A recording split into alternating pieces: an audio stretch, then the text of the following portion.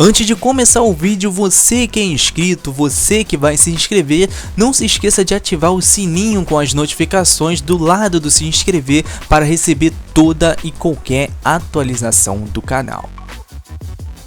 Olá a todos que assistem o meu canal, eu sou o Marcos, sejam bem-vindos a mais um vídeo aqui do canal. E dessa vez, pessoal, tá sendo para vocês mais um vídeo de análise, mas hoje não é qualquer análise, né? Hoje é dia daquela análise mais trabalhosa aqui do canal, que é a análise combo. E hoje, voltando pela segunda e última vez, trago a vocês a análise combo spin-off com a saga Resident Evil. E mano, caraca, demorou muito, cara, pra fazer esse vídeo. Eu demorei cerca de 2 meses para fazer ele, né, pra ficar pronto no caso. E pessoal, somente lembrando que esse vídeo é a segunda parte. Então se você ainda não viu a primeira parte, o link vai estar aqui na descrição, ou então no card aqui do cantinho, né, superior. É só você clicar para você poder assistir. Mas enfim, você que assistiu a primeira parte ou você que não assistiu ainda, né, não quis assistir, tanto faz. No primeiro vídeo analisamos Resident Evil The Umbrella Chronicles e The Dark Side Chronicles. Analisamos também Operation Raccoon City e Death Time. E finalizamos a primeira parte com Outbreak, tirando um pouco da dúvida que todo mundo tem, que é qual a diferença entre Outbreak File 1 e Outbreak File 2. A gente falou sobre isso e terminamos o vídeo com tudo esclarecido. Essa segunda parte, assim como a primeira, provavelmente vai estar longa, bem explicativa. Por isso, vamos parar de enrolação e vamos partir para esse vídeo que está bem legal. Então, bora! Pessoal, mais uma vez estamos presos nesse emaranhado de teias que é a série spin-off de Resident Evil. Volto a ressaltar aqui para vocês que Resident Evil possui jogos bons e ruins em questão de spin-off, porém grande parte deles são ruins, infelizmente. E como no primeiro, também esse vídeo não tem uma ordem cronológica certa. Eu apenas fui jogando, analisando conforme a minha disponibilidade de tempo. Enfim, vamos ao primeiro game. Resident Evil Survival é um game de survival horror e primeira pessoa.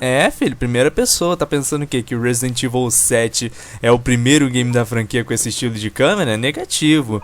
Desenvolvido e distribuído pela Capcom e lançado nos anos 2000 para PlayStation 1 e PC. E como que é o enredo do game? Antes de começar a falar qualquer coisa sobre esse game, é bom vocês saberem que o jogo é curto demais. Eu levei cerca de 1h30 na primeira vez que eu zerei, né, na época no caso. E nessa última vez que eu joguei pra fazer a análise, eu levei cerca de 2 horas. Isso obviamente é um tempo relativamente curto. Então a nossa história se inicia em uma ilha dominada pela Umbrella. Nessa ilha está acontecendo uma epidemia que se espalha cada vez mais, né? A cada hora que se passa ela se espalha mais e mais, e que é semelhante ao que ocorreu em Raccoon City. Depois de uma queda de helicóptero, o nosso protagonista acorda sem memória, sem nem mesmo saber quem ele era. Conforme você vai explorando a ilha, você vai descobrindo mais coisas sobre a Umbrella, né, e sobre seu vilão, né, o vilão do game no caso, chamado Vincent, que é um dos responsáveis por tudo o que está acontecendo na ilha. E como o nosso protagonista ele tá sem memória, perdido, ele acaba acreditando muitas vezes que é esse tal de Vincent, ficando cada vez mais enojado consigo mesmo. No fim, ele acaba descobrindo, né, quem ele realmente era, e que ele não era de fato esse Vincent, mas sim um detetive chamado Ark Thompson, que estava investigando a ilha, mas perdeu as memórias depois do acidente. No game ele enfrenta inúmeras criaturas e descobre que Vincent é o responsável, né, é o causador de tudo isso que está acontecendo na ilha. Ele também descobre que a ilha era a base de estudos para a Umbrella, né, que utilizava até mesmo crianças como cobaia. Ark no final se recorda de tudo, que ele havia sido mandado à ilha, né, no caso, a pedido de seu cliente, que é nada mais nada menos que Leon S. Kennedy, que também era seu amigo. Leon, para quem não sabe, eu acho muito difícil alguém não saber, ele é protagonista de Resident Evil 2, 4, 6 e etc. E por fim, Ark acaba salvando 2 crianças da ilha, Lot e Lily, enquanto o game termina, né, com aquela clássica cena de tudo explodindo, tudo indo pro ar. Uma clássica cena aí de Resident Evil, pelo menos os da antiga, né? Além desses personagens, temos também Andy, ele que é um idoso e principal responsável por fazer a Ark acreditar que era Vincent. Isso porque logo no primeiro encontro com ele acaba se confundindo, já que nunca viu Vincent e muito menos sabia como era a aparência dele. Ele acabou numa primeira vez acreditando que o Ark seria esse Vincent, e obviamente que ele não iria sobreviver no game, né? Isso não é novidade para ninguém, só de você olhar para a cara dele, né, você já sabe que ele vai morrer. E esses são basicamente os personagens do game. Como vocês puderam ver, o game é curto, tem um número de personagens também muito curto, e não fica diferente quando a gente fala de inimigos no game, né? Temos aí clássicos como zumbi, cachorro, corvos, hunters, lickers, tyrants e etc. Tem até um número considerável de inimigos, né, no game. Em questão de jogabilidade, bom, muita gente não sabe, né, mas esse game foi o primeiro game da franquia a implantar aí um novo gênero para a franquia Resident Evil, que foi o tiro em primeira pessoa ou FPS. E isso na época, cara, foi um alvoroço só, porque se antes nós tínhamos games de survival horror, quando o survival foi lançado, isso mudou totalmente, virou um gênero totalmente diferente, né? Um gênero de ação e primeira pessoa com pequenos elementos de terror, horror, survival horror e etc. E assim, a minha primeira impressão na época foi justamente aquilo que eu falei lá no começo, né? Que o jogo é curto, é fácil, mas muito interessante, mesmo sendo um spin-off, né? O game ele é realmente fácil e rápido, como eu disse antes, na minha primeira jogada eu levei cerca de 1h30, cara, e isso jogando com toda a paciência do mundo e com um pouquinho de medo, claro, né, que faz parte. E isso certamente pra mim foi algo que me surpreendeu na época, porque eu sempre tive isso, né, de explorar, coletar files e etc. E chegar nesse game e acontecer isso, realmente, cara, é algo muito esquisito de se ver. Outra coisa legal no game é a interação, cara. Temos aí tanto interação com o cenário, como pegar itens, abrir portas e etc, e com o personagem, que no caso seria o diálogo. Existem também outras funções básicas, como abrir inventário, mapa, troca de armas, usar ervas, misturar ervas, algo aí que já é básico da franquia. Lembrando que também aqui as ervas são as únicas formas de curar o personagem, e a troca de armas é essencial para derrotar qualquer inimigo, né? Inicialmente começamos o game aí com uma pistola que contém munição infinita, porém sendo necessário aí dar reload para poder continuar a atirar. Ao longo do jogo vai ser possível encontrar outras armas que não possuem munição infinita, dependendo do caminho que você escolhe no game, né? No caso, é possível encontrar armas únicas como lança-granadas. Após terminar o jogo, é possível começar um novo game, né? Com todas essas armas que você tinha anteriormente, e esse é o famoso, né, fator replay, onde você tentará aí conseguir as outras armas que no caso você não tem ainda. Agora falando do combate no game, o sistema de mira ele é bem simples. Você irá posicionar a sua mira em cima do inimigo e apertar o botão de disparo. Caso o disparo seja acertado, né, a mira fica travada no alvo, e mesmo que ele se mova, a mira ainda vai se manter fixa nele. E isso é muito útil para aqueles inimigos que são muito rápidos, como hunters no caso, né, cachorros, mas isso não funciona de uma maneira muito certa, né? Afinal, se o inimigo for muito rápido, a mira ela acaba fugindo dele. Isso, mano, dá muita raiva às vezes. Ah, vale lembrar que originalmente o controle do game era tipo uma pistola de luz, né? Devia ser bom pra caraca, né, jogar o game assim, mas infelizmente só veio lá pro Oriente e não chegou aqui pra gente. Claro, hoje em dia a gente na internet pode comprar essa pistola se conseguir achar. Vale a pena lembrar também que Resident Evil Survival possui uma história bem linear, porém há vários caminhos diferentes, como também inimigos, desafios diferentes que levam para o mesmo final. Não possui 2 ou mais finais diferentes. Uma coisa interessante nisso é que, por exemplo, se eu morri em certa fase, quando eu reviver novamente, o game ele pode me mandar para outro caminho totalmente diferente daquele que eu tava, entendeu? Ou seja, a dificuldade do game ela vai variando conforme necessário. E falando em dificuldade no game, esse game ele possui um diferencial, que é porque no caso nele você só tem 4 continues, ou seja, perdeu esses 4 já era, voltou desde o começo. Mas eu garanto que isso é bem raro de acontecer, a não ser que você seja muito ruim, aí sim pode acontecer.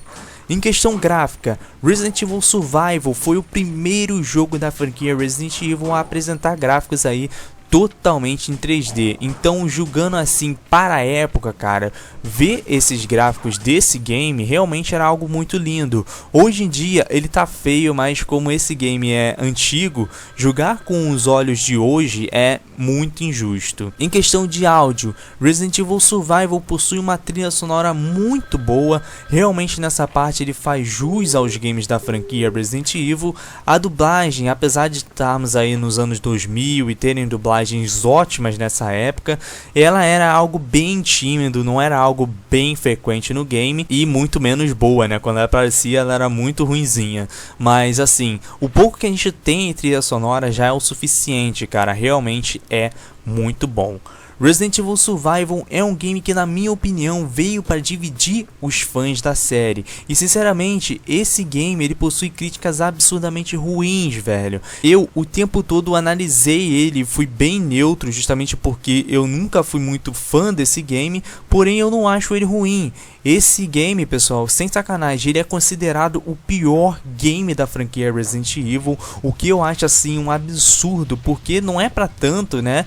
E esse game, quando a gente pensa no nome dele, né, já vem na nossa cabeça a série Gun Survival, que nada mais nada menos surgiu por causa desse game. Ele é o primeiro Gun Survival, tivemos Gun Survival 3 também, que foi do Dino Crisis, né, que mano, foi uma bosta aquilo lá. Tivemos o 4, que também ficou conhecido como Resident Evil Dead Time, que a gente já analisou ele lá no vídeo anterior, né, no caso na primeira parte. E tivemos Resident Evil Gun Survival 2, Code Veronica, que a gente vai falar dele agora. Resident Evil Survival 2 Code Veronica é um game de survival horror e primeira pessoa, desenvolvido e distribuído pela Capcom e lançado no ano de 2001 para PlayStation 2 e arcade. E bom, esse é um game que nem vale muito a pena a gente analisar, né? Por isso mesmo a gente vai fazer somente uma comentada bem rápida nele, né? Afinal a gente já falou de Gun Survival 1, falou de Gun Survival 4 no vídeo anterior.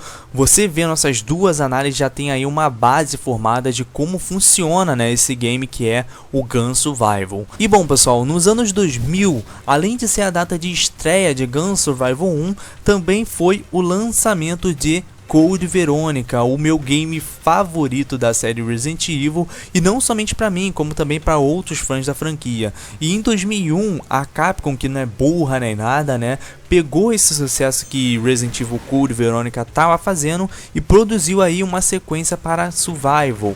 O segundo game inicialmente seria lançado aí para os arcades, os fliperamas no caso, né, e se chamaria Biohazard Fire Zone. E o visual desse arcade era magnífico, cara. Eu sinceramente queria muito ter jogado isso na época, porém isso era algo que só veio pro Japão, se eu não me engano. O que a gente pode reparar também é que esse game, pelo menos no arcade, né, aproveitava muito aquele recurso que a gente tinha desde o primeiro Survival, que era a pistola de luz, que estava presente no arcade também, como vocês podem ver na imagem aí que eu botei para vocês. Numa primeira jogada no game, cara, você pode imaginar que ele se trata da mesma história do Code Veronica, só que em primeira pessoa.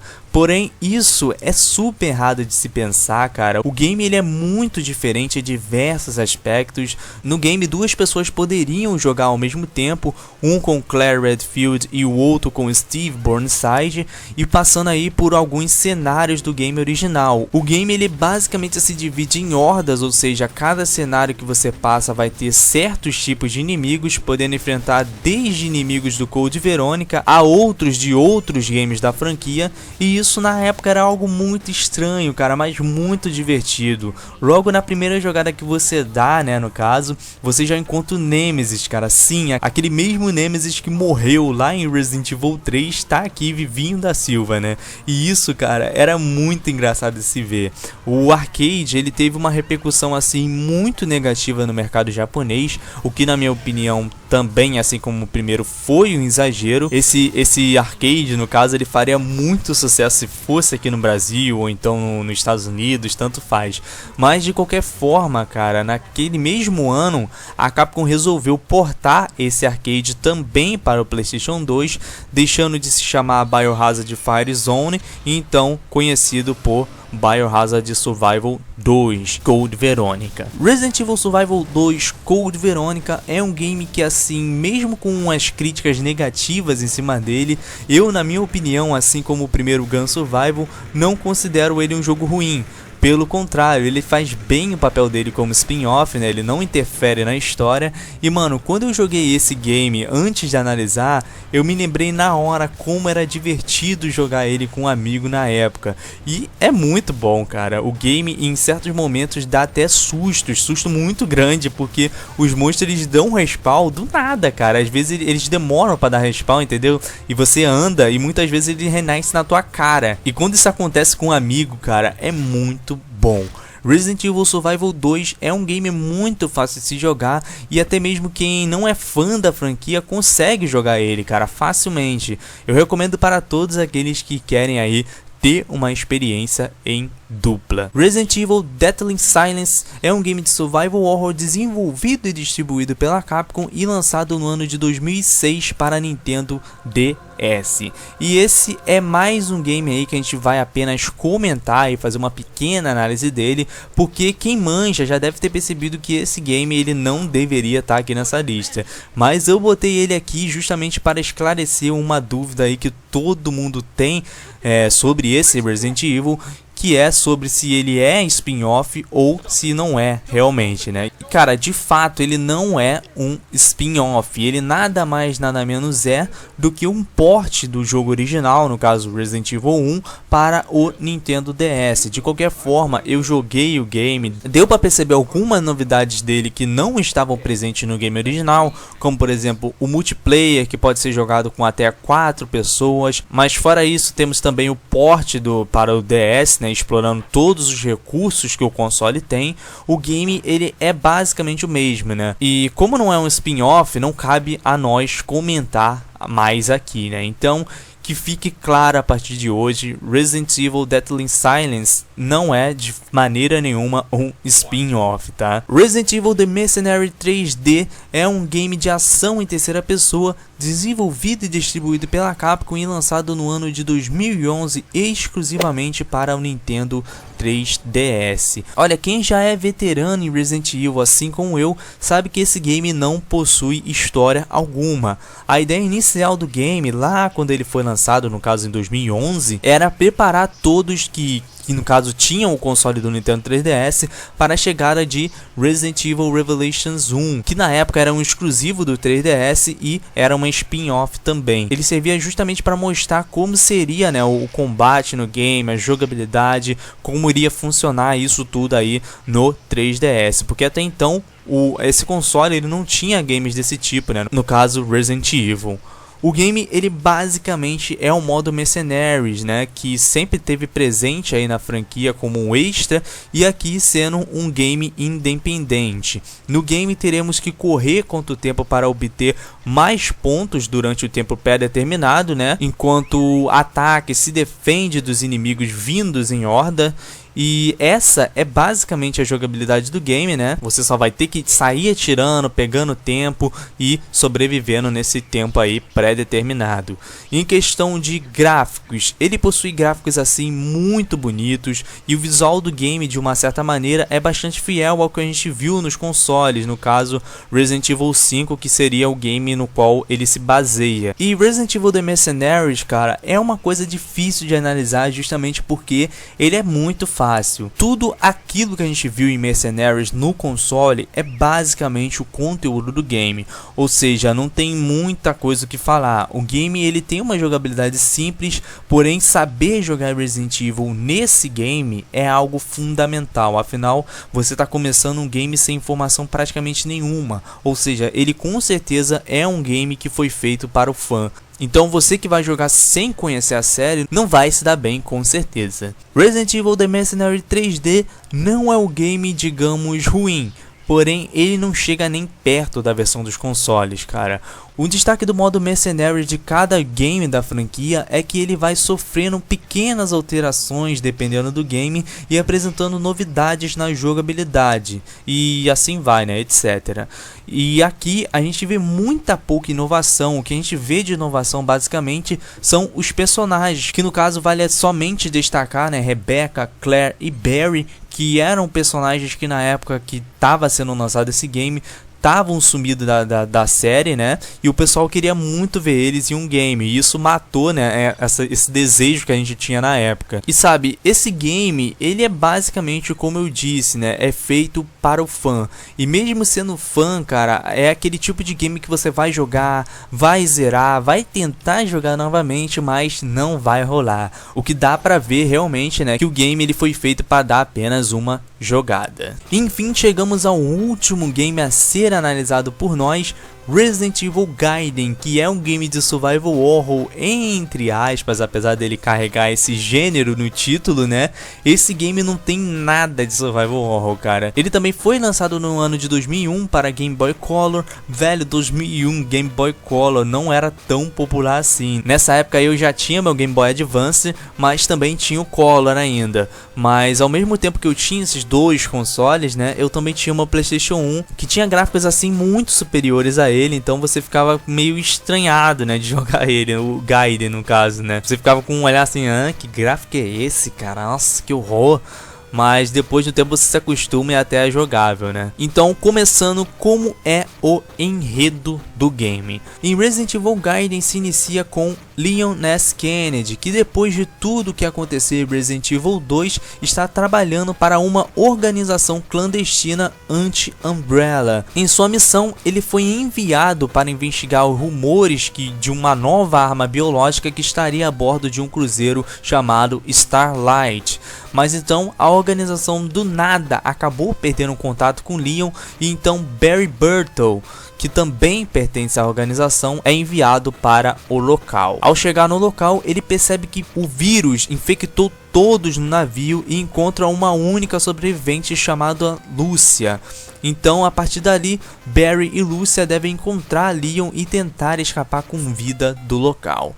Bom, vocês puderam ver que a ideia do game, né, ela funciona de uma maneira bem simples. Temos poucos personagens, na verdade somente 3, poucos inimigos, poucas armas e etc. O game ele é relativamente curto, porém é o game que me deu mais dor de cabeça em questão de história. Esse é aquele game que eu diria que nunca deveria existir, isso porque inicialmente o game ele não era um spin-off, tá? Ele fazia parte da franquia principal, porém isso foi mudado com o tempo, né? A Capcom confirmou que ele é um spin-off, e dá até para entender qual foi a ideia inicial da Capcom, né? Porque esse game faria parte da franquia principal, porque esse foi o primeiro game lançado para os consoles portáteis, né? Então faz sentido ela querer que seja da franquia principal, né? Ter um game da franquia principal num console portátil. Porém, lembra que eu disse que um spin-off ele nunca, jamais deve se misturar com o game principal? Pois é, esse game ele faz justamente isso, cara. Ele faz tudo ao contrário. Isso porque no final desse game, Leon ele é supostamente infectado com o vírus e não conta nada pra ninguém. Ele esconde isso de todo mundo, cara. Ou seja, a gente termina o game sem saber se ele conseguiu a cura, como tava o estado dele, se ele morreu ou não. Até então a gente não sabia de nada. Aí chega 2005, 4 anos depois, é lançado Resident Evil 4, onde Leon tá mega fodão, super forte, ágil e etc. O que acabou fazendo com que um monte de pessoas bolassem a teoria de que ele estaria assim justamente por conta do vírus que infectou ele naquele navio em Gaiden. E a gente vai falar um pouco das versões beta de Resident Evil 4, onde essa teoria, cara, ela entra fortíssimo no roteiro. Então, por isso, na minha opinião, esse game ele não deveria existir de maneira alguma. Em questão de jogabilidade, com certeza essa é a melhor parte do game. Em Resident Evil Gaiden, como já era previsto, tivemos que adaptar, né, o estilo de luta diferente da série original. Nele temos um sistema de mira que vai de uma ponta para a outra. Vocês podem estar tendo uma noção de como funciona isso na gameplay que eu fiz para essa análise. Além de ser rápido, você precisa acertar a área de tiro de cada inimigo, sendo que o meio é onde temos o maior dano. Nesse caso, as linhas representam o corpo do inimigo e o meio, no caso, seria a cabeça. Esse sistema ele é bem similar ao que a gente tem hoje em dia, né, como Quick Time Event, onde em Resident Evil 6, por exemplo, é bem similar ao que a gente tem em Gaiden. O jogo ainda conta com um sistema de informações, onde o jogador tem uma pessoa da equipe que lhe auxilia quase todo o tempo, né? Temos também itens novos, como por exemplo os coletes para aumentar a resistência do jogador, e esse item na época, cara, não tinha em nenhum game da franquia, o que certamente era muito foda, porque aumentava a nossa vida no caso. Em questão gráfica, ele é simples, porém bem feito, né? O game realmente, na época, ele fez muito proveito do Game Boy, cara. Aproveitou muito bem as cores, que por sinal, apesar de serem bem limitadas, o game ele é bastante colorido, né? A gente consegue ver bem isso na gameplay. E você vê na gameplay também, pode apedrejar à vontade, né? Logo de primeira vista, quando você vê o Resident Evil Gaiden, você fica, cara, que nojo. Mas, porém, se você pegar alguns games da mesma época, né, do Game Boy Color, e comparar, cara, era muito raro um game ser bonito desse jeito. Eu acho que a minha grande reclamação nesse game em questão gráfica são os cenários. Eu acho que, na minha opinião, eles são muito parecidos, podendo até confundir em certos pontos da história, né?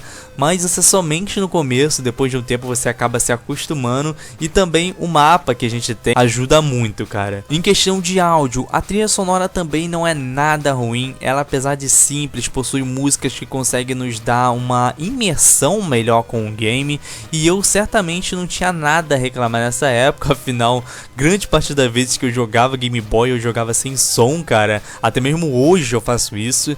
E é um costume bem antigo que eu tenho, né? E por isso eu não posso julgar tanto essa parte de trilha sonora. Resident Evil Gaiden é um game que me surpreendeu pela sua jogabilidade, e ele sim é um game muito divertido, bem elaborado, possui uma história também muito bem elaborada, porém com um final assim muito esquisito. E eu já expliquei o motivo disso lá anteriormente, né? E apesar de sim ele ser divertido, eu sinceramente continuo com aquilo que eu falei inicialmente, né?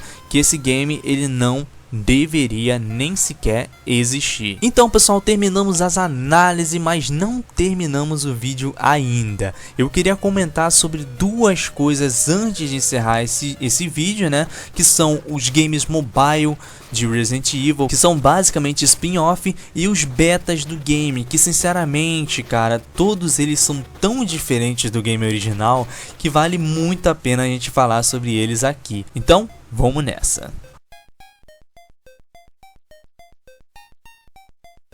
Então vamos começar a falar dos betas, a começar por ele, Resident Evil Dash. Resident Evil Dash foi citado uma única vez no final do ano de 1996 em uma entrevista que o produtor do game, né, no caso, deu a uma revista de games. O game ele se passaria 3 anos após Resident Evil 1. Plantas infectadas passam a atacar os moradores de Raccoon City após a descoberta de uma sala secreta no laboratório onde Tyrant foi criado. Esses acontecimentos então levariam a 2 personagens à mansão Spencer, e o local estaria bem diferente do primeiro game, né, com rachaduras, teias de aranha e com novas salas. Além disso, o game apresentaria versões diferentes do Tyrant e também do Hunter. Dash seria um exclusivo de Sega Saturno, né, mas foi descartado para não atrasar aí as produções de Resident Evil 2. Essa ideia de monstros baseados em plantas seria vista também em Resident Evil 2, né, com as Eves. Então o game ele não foi, digamos, totalmente descartado. Quando pensamos em beta de Resident Evil, com certeza a mais conhecida de todas é Resident Evil 1.5, ela que seria basicamente o protótipo do Resident Evil 2. No game iríamos controlar Leon S. Kennedy com basicamente a mesma história do Resident Evil 2 e Elsa Walker, uma jovem que adora motocicletas, né? Ela acaba se mudando para Raccoon City justamente no dia que os zumbis estavam à solta na cidade, fazendo com que ela se refugie na delegacia. Mais tarde, obviamente, Elsa foi mudada pela Claire Redfield, que basicamente é uma Elsa, só que ruiva e com uma ligação com o Chris, né? E ela, obviamente, é uma das personagens mais queridas da série hoje em dia. Então eu não vejo Resident Evil sem a Claire. Sinto muito, Elsa, mas eu prefiro a Claire. No game também, personagens como a família Burke, Sherry, Annette, William, eles eram muito diferentes. Tínhamos também uma personagem chamada Linda, que era uma cientista da Umbrella e que era protótipo da Ada. Como vocês podem ver na imagem, ela era bem diferente, né? E em certos pontos do game ela seria jogável na campanha do Leon. Marvin também seria um personagem jogável no game, entre outros personagens que também seriam mudados na versão final. Os inimigos do game também mudaram, como vocês podem ver nas imagens. William Burke, por exemplo, tinha duas versões protótipos, né, com duas versões de transformações. O corpo dele era mais volumoso, com vários vasos aparecendo, e ele chamava a filha dele o tempo todo, repentinamente, né? Ele saía atrás de você gritando Sherry o tempo todo no mapa. Eu não tenho dúvidas, cara, que esse game, Resident Evil 2 no caso, com a versão original dele, ele é muito bom. E com essa, eu não tenho dúvidas que seria bom do mesmo jeito, na minha opinião. Além dessa versão de Resident Evil 1.5, tivemos a versão Resident Evil 2 Trial, né, lançada como disco extra na versão de Resident Evil Direct Cuts, em setembro de 1997. Esse trial apresenta diversas semelhanças com a versão final, que seria lançado 4 meses depois. Esse game, ele basicamente é o Resident Evil em si. A única coisa que eu acredito que mude foi a parte de design, tanto das armas quanto geral.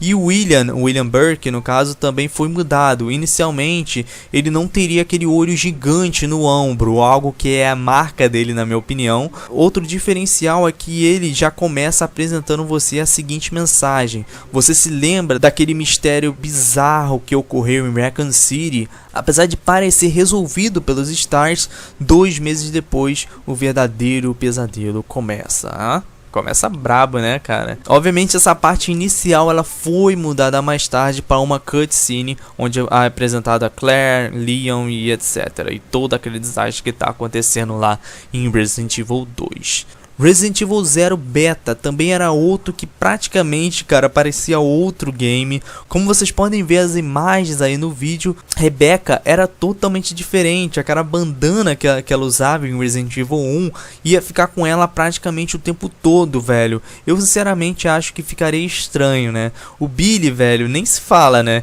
Mudou muito. No beta ele seria louro e teria uma cicatriz no olho, né, no caso. E detalhe, ele seria, no caso, um bandidão mesmo. Isso porque no beta ele não seria um cara acusado injustamente como é na versão atual do Resident Evil 0. Ele seria de fato realmente um criminoso. O que eu acho, cara, que poderia mudar totalmente o final do game. Será que teríamos aí um Billy vilão no final, cara?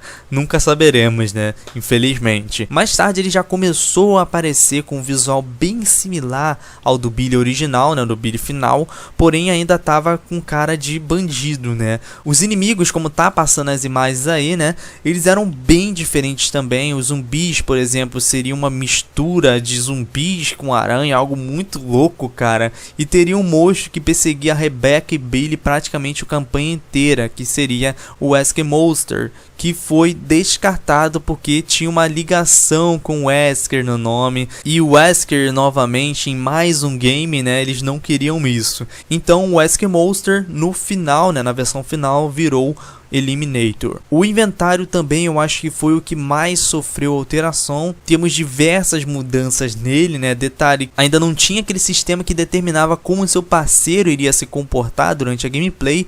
E assim, eu acho que esse game seria interessante se pelo menos tivesse a beta liberada, porque o que temos dele é somente imagens. E eu gosto dele porque ele tem um visual semelhante ao Resident Evil 1, o que dá a ideia que ele realmente é Resident Evil 0. Afinal, quando o Resident Evil 0 lançou de fato, mano, ele era lindo, muito superior ao Resident Evil 1. Eu realmente queria jogar esse beta, mas quem sabe, né, um dia eles liberem aí, igual foi com Resident Evil 1.5, quem sabe. O Resident Evil 4 com certeza, cara, é o game que mais tem betas que eu já vi. E claro, isso vai além daquele beta que todo mundo conhece, né? Inicialmente, o Resident Evil 4 ainda teria zumbis, cara, e se passaria alguns meses apenas de Code Veronica, no início de 1999, tendo aí uma ligação direta com o game, né? Como por exemplo, continuando daquele e-mail que a Claire mandou para ele em Code Veronica, que infelizmente a gente nunca vai saber o que é. E eu também acredito que essa altura do campeonato todo mundo já sabe que inicialmente o Resident Evil 4 possuía um protótipo que fugia demais dos modelos até então estabelecidos na série, mas a ideia não foi totalmente descartada, né? Não foi considerada ruim. Eles pegaram esse projeto que não tinha nada a ver com Resident Evil e começaram outra produção em cima dele, o que hoje em dia a gente conhece como a franquia Devil May Cry. E só para vocês terem aí uma noção, cara, Resident Evil 4 acredita-se que a sua produção começou em meados de 1998 e 2000 e ele somente foi ser lançado, cara, em 2005. Quando ele finalmente foi lançado, o Devil May Cry já tinha 3 jogos, velho. Muita gente diz que Dante originalmente seria personagem de Resident Evil 4, e se você parar para comparar o Leon com ele, pelo menos do primeiro game, né, dá pra ver que os dois eles realmente se pareciam fisicamente. No game original, ele seria um detetive que investigaria um assassinato em um castelo. E o nosso protagonista, obviamente, teria seus poderes de Devil May Cry, mas eles seriam explicados aí de uma forma cientificamente, e não de uma maneira sobrenatural, igual é a do Devil May Cry mesmo, né? E a explicação de seus poderes, né, seria parte da trama de Resident Evil 4. E ele não usaria a espada como é original em Devil May Cry 1. E Virgil seria basicamente o vilão do game. Seria tipo Chris e Wesker, tá ligado? Agora eu te pergunto, você vendo, ouvindo tudo isso, provavelmente deve pensar, que loucura, velho, poderes em Resident Evil. Mas isso é um absurdo. A franquia ela mudou tão rápido e você se acostumou tão rápido com tudo isso que provavelmente, cara, você nem se ligou que isso já foi introduzido em Resident Evil há muito tempo. O Wesker é um grande exemplo disso, ele tem vários poderes que são explicados cientificamente, então se essa versão fosse ver a luz do dia, né, a gente estaria aí adiantando algo que de qualquer forma iria aparecer na franquia uma hora ou outra. Outro beta de Resident Evil é conhecido também como beta progenitor. Lembra de Resident Evil Gaiden que eu disse que as consequências do final comprometeriam e muito a história? Nessa demo a gente vê justamente isso, afinal Leon estaria infectado pelo vírus de Resident Evil Gaiden e estaria cada vez pior, podendo até mesmo em alguns momentos ficar possuído por esse vírus. E essa ideia de possessão, ela é muito esquisita, cara, e muito controversa. Ela poderia funcionar de uma maneira que o Leon pudesse ganhar poderes e se transformar em um monstro, ou então seria uma corrida contra o tempo para acabar o game, né, no caso, e encontrar a cura. Eu acredito que seria a segunda opção, né? Afinal, a gente já viu as consequências de uma pessoa utilizar o benefício de uma transformação na série e nenhuma delas acaba bem. Na época, o diretor do game disse que Leon teria um tipo de poder especial no seu braço, né?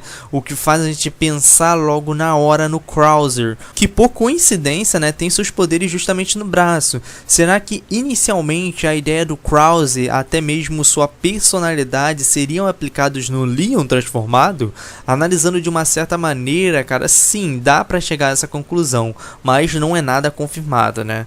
Em outro beta conhecido como alucinações, vemos ainda mais consequências dessa contaminação de Leon, onde podemos ver que ele estaria sofrendo ainda mais alucinações, né?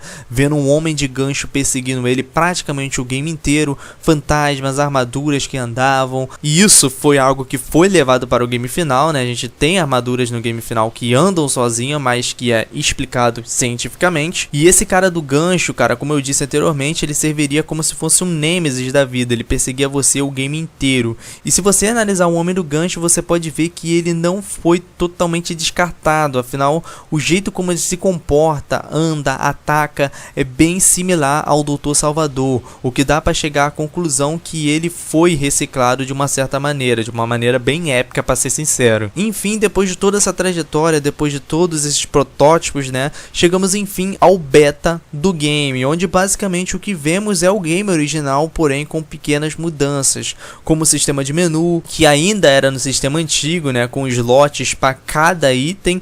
Os mapas eram um pouco diferentes nessa versão, o silenciador para a pistola estava presente no game, e essa pistola com silenciador também está presente no game original, porém somente com o Wesker, no modo mercenários no caso. Outro fato que também vem dos antigos Resident Evil e que foi mudado na versão final, é que a faca também teria que ser guardada na maleta de seu inventário, ou seja, se você excluísse ela, você poderia comprar, mas em diversos momentos você teria que ir no inventário, equipar ela, e isso seria algo muito chato, né? Por isso mesmo eles mudaram isso na versão final de Resident Evil 4. No código do game também é possível encontrar dois modelos de personagens, um da Ashley vestido de alguma forma bem mais apropriada, né? Com uma vestimenta voltada mais pro frio, e Jill vestida com um vestido vermelho, né? Provavelmente para um teste de Ada, né? Não que ela fosse aparecer no game, mas eles estavam testando a Ada no modelo da Jill no caso. Quer dizer, eu não sei, né? Mas essa é uma explicação aí que eu acredito. E enfim, em 2004 foi lançado o primeiro trailer oficial de Resident Evil 4. E até mesmo nele, cara, é possível ver coisas que não tem no game original. Como, por exemplo, um ganado pulando para cima do Leon, cara. É possível ver também que Leon resiste à serra elétrica do Dr. Salvador, num tipo de Quick Time Event, né, o que se assemelha muito com o Homem do Gancho dos primeiros beta, onde era possível fazer isso, essa mesma coisa, né, resistir ao gancho dele no caso. Resident Evil 4 teve diversos betas, diversos protótipos, tudo isso de uma certa maneira foi aproveitado no game final, como eu já comentei também, né, algumas coisas que foram aproveitadas, mas eu acredito que muita coisa tenha sido aproveitada, né? Isso não é nem metade, né?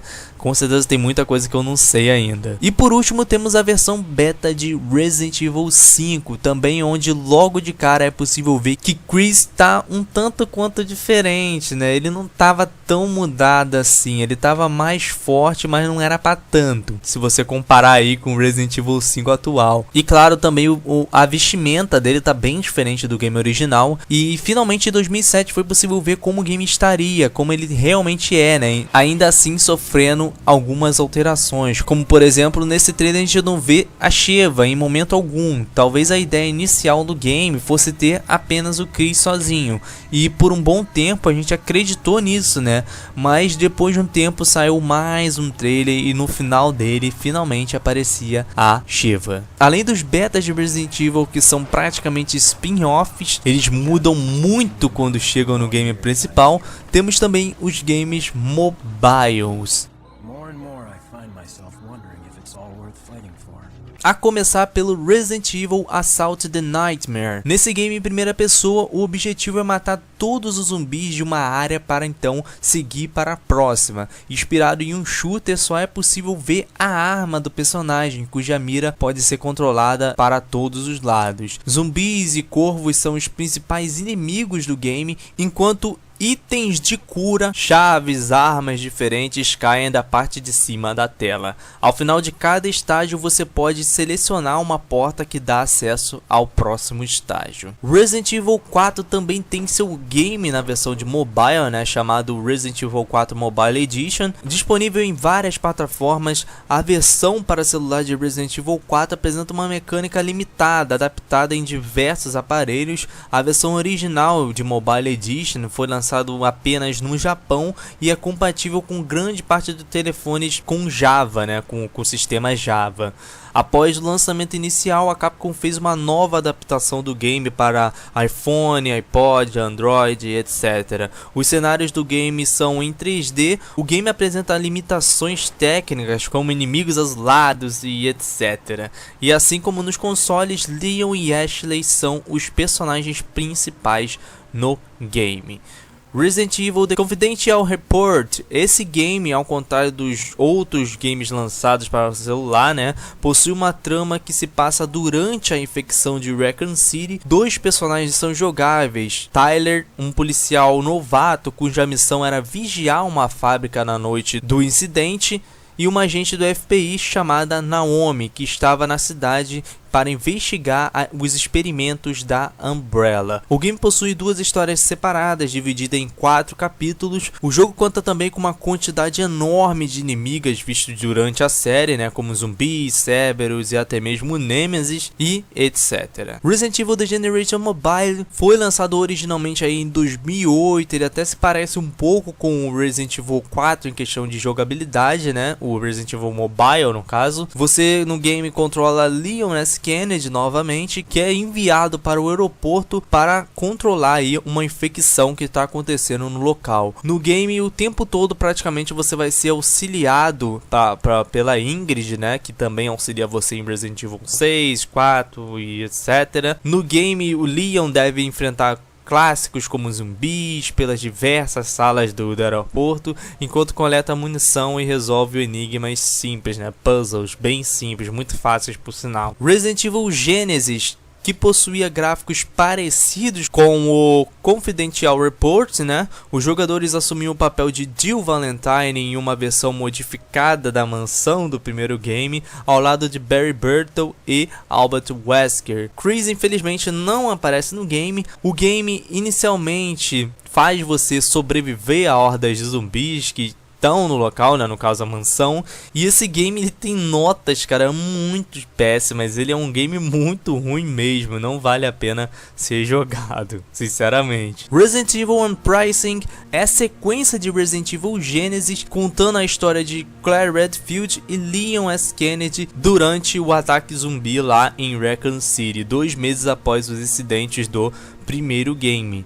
O game tem a mesma jogabilidade do anterior, né, do Genesis no caso, mas ele conta aí com mais puzzles, mais armas, mais inimigos, né, no caso, e os gráficos também são bem melhores do que o anterior, que é até melhor de jogar, né, do que o primeiro. Resident Evil The Missions 3D é inspirado em Resident Evil 3, e esse game, ele é um game em primeira pessoa, composto aí de diversas missões, que vão desde matar certo número de inimigos até resgatar um cidadão ou acabar com o Nemesis, né?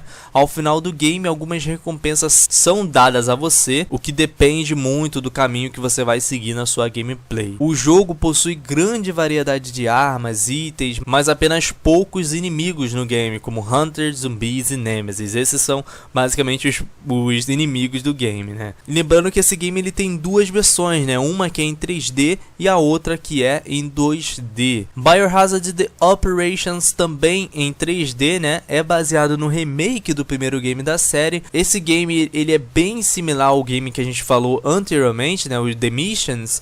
E é possível jogar com Chris e Jill, né, em diversas missões que acontecem dentro da mansão Spence. E no game a gente deve aí terminar no menor tempo possível. Ao terminar numa certa quantidade de tempo, você recebe armas especiais, como shotgun, lança-chamas e outros itens especiais aí pra vida do personagem. Resident Evil The Zombie Buster é um game que eu acho assim muito divertido. É o melhor game mobile que a gente tem aí de Resident Evil. No game você pode escolher entre Leon e Claire e deve atirar com contra os zumbis que vêm em diferentes direções e mantê-los afastados de você. Os personagens não têm barra de vida, a morte no caso na hora, né, se o inimigo conseguir ultrapassar a linha onde você fica, né? O game lembra até mesmo o Space Invaders, né? E ele é impressionante, cara. Ele é muito divertido, vale muito a pena jogar ele. Biohazard The Survival Dawn é um game que só pelo nome, né, você já consegue